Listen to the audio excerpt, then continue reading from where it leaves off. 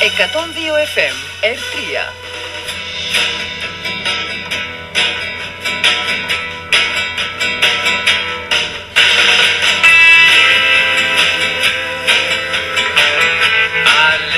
Yonder, where the snakes and scorpions run, got myself a little gold mine to bank on.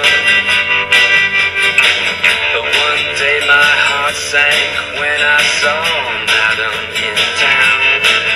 I knew her love would be the death of mine.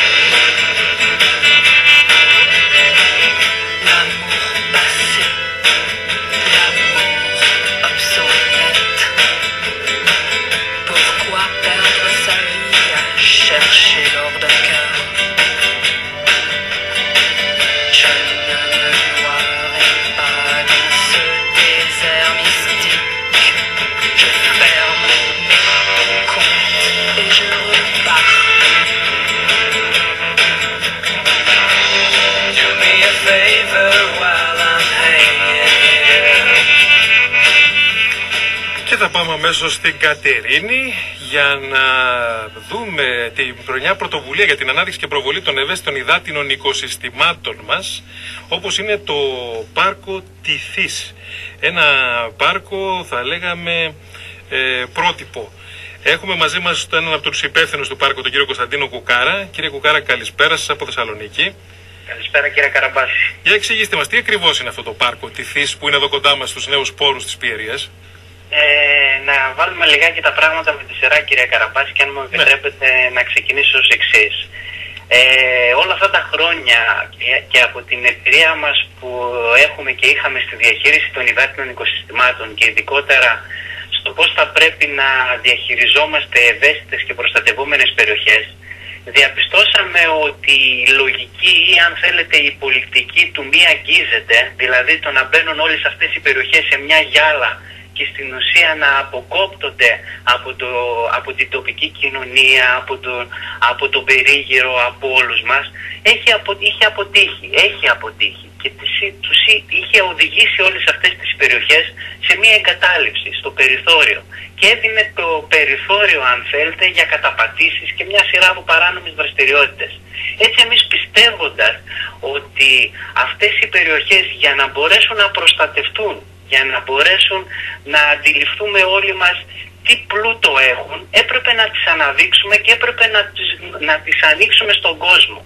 Και στην ουσία το πάρκο Τιθής, το πρότυπο αυτό ιχθυοτροφικό οικοτουριστικό πάρκο για τη χώρα μας και όχι μόνο, απαντά ακριβώς σε αυτό το κέριο ερώτημα.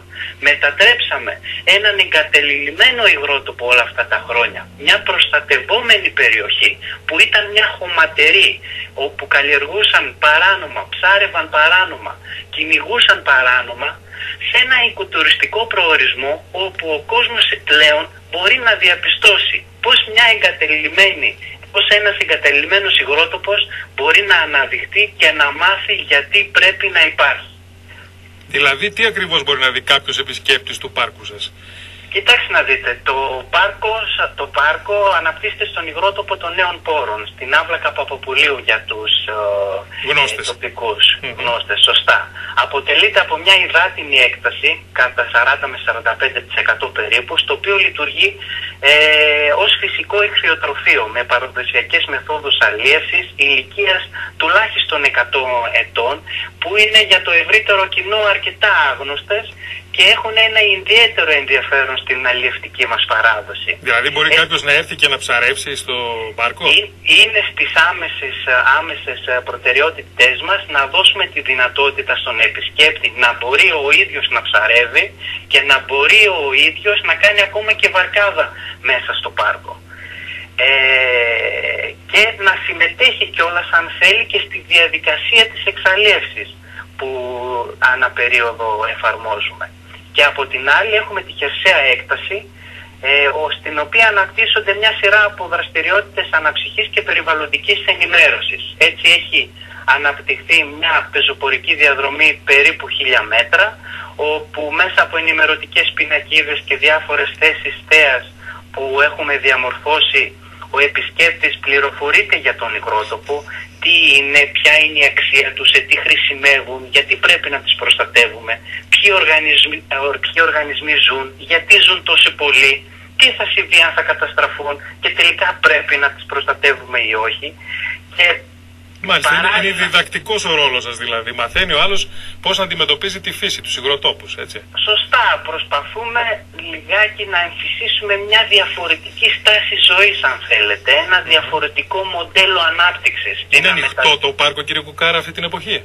Κοιτάξτε, το πάρκο είναι συνέχεια ανοιχτό. Δηλαδή από τις 21 Οκτώβριου που έγιναν τα εγγένεια του πάρκου, λειτουργούμε καθημερινά από την Τρίτη μέχρι την Παρασκευή για οργανωμένες ομάδες πάνω από 20 άτομα και σχολεία, και το Σαββατοκύριακο είμαστε συνέχεια ανοιχτά για τις μεμονωμένες επισκέψεις και τις οικογένειες. Όπου εκεί πέρα από ένα κηλικείο όπου υπάρχει και προσφέρεται καφές, αναψυκτικό και διάφορα άλλα μικρά σάντουιτς, αυτό που αξίζει να αναφερθεί, υπάρχει και ένας μικρός μουσιακός χώρος όπου προσπαθούμε να ταυτίσουμε την εξέλιξη του υγροτόπου και στη σημερινή του μορφή. Μάλιστα. Κύριε Κουκάρα, θα μας δοθεί ευκαιρία να τα ξαναπούμε, γιατί δεν έχουμε περισσότερο χρόνο προς το παρόν. Σας ευχαριστούμε πολύ που μας μιλήσατε σήμερα. Καλό σας απόγευμα. Ευχαριστώ πολύ και εγώ. Γεια σας. Κυρίες και κύριοι, και εμείς θα τα ξαναπούμε αύριο λίγο μετά τις 4.